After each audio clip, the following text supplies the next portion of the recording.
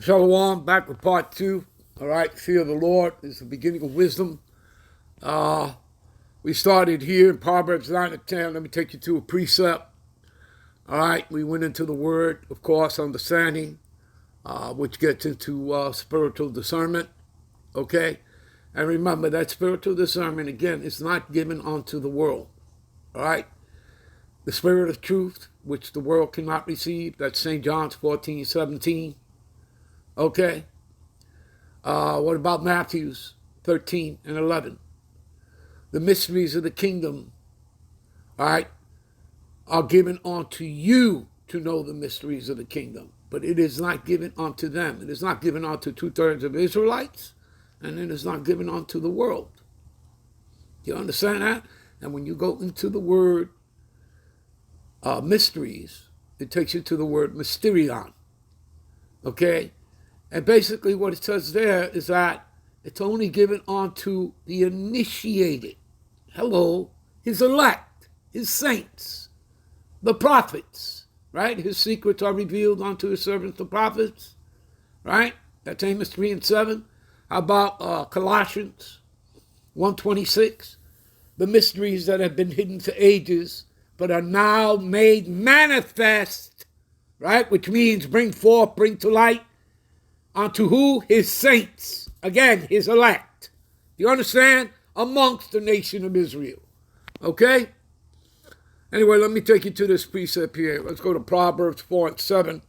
It's a precept here to Proverbs 9 and 10. Let's go to that.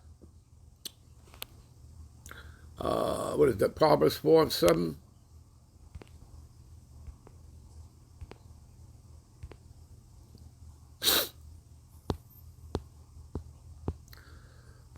Wisdom is the principal thing.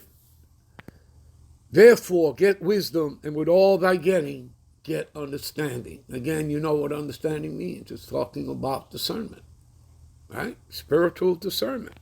Okay? You understand? So, and remember, the lesson here is all about wisdom. Okay? It's all about wisdom. You guys can go to 2 Chronicles, the first chapter, and read verses 7 to 12. Okay? It talks about how King Solomon, okay, comes into power after his father David, okay, and how he's asking, the Lord,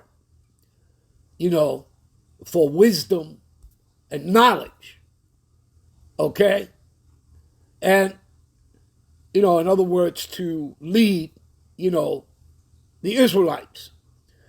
So the Lord, in turn, all he asked for was wisdom and knowledge, but in turn, the Lord gives him wisdom and knowledge, but he also gives him what? He gives him, these abundances, okay? These riches that no man has ever, seen before, okay, to go along with it, because he didn't ask, for the death of his enemies. He didn't ask for riches. He didn't ask for this or that. But guess what? Just by simply asking for wisdom and knowledge, he received all these other things. You understand? All right? So anyway, let's move on here. Okay? Let's go to Wisdom of Solomon, 7:14. Give me a minute. This is Wisdom of Solomon 7:14. For she is a treasure unto men that never faileth. Talking about who? Wisdom. The Lord speaks of wisdom as a she, as a her, as a woman, the same way he speaks about the nation of Israel, okay, as a calm and delicate woman. Jeremiah 6 and 2, I believe. All right, so, for she is a treasure unto men that never faileth, which they that use, right, use her, use wisdom, okay, become the friends of the Most High. You see that? And we're going to back this up. We're going to go into another precept to back up exactly what we're reading here. Again, people, you have to prove all things, all right? Being commended for the gifts that come from learning. You see that? And again, from learning, right? I'll take you to that first, and then I'll take you to the precept about being friends with the Lord. Give me a minute. Romans 15:4, about the learning. For whatsoever things were written aforetime were written for our learning. Hello. You understand, people? That we, through patience, right, through suffering, that's another word for patience, because that's what it's talking about, and comfort of the scriptures, might have hope. Hello. All right, let me take you to the other precept, which would be St. John's 15:15. Give me a minute. What does it say here? St. John's 15:15. Henceforth I call you not servants. That's for everyone starting with our elders on down. Okay?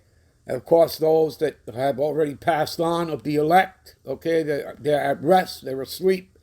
All right? Henceforth I call you not servants, for servants knoweth not what his Lord doeth, but I have called you friends, for all things that I have heard of my Father I have made known unto you. How has he made that known? Right here, through the word, through the scriptures. Because again, this is what's gathering us. Give me a minute. All right, we'll end this here and we'll be right back with parts 3 and 4. Shalom.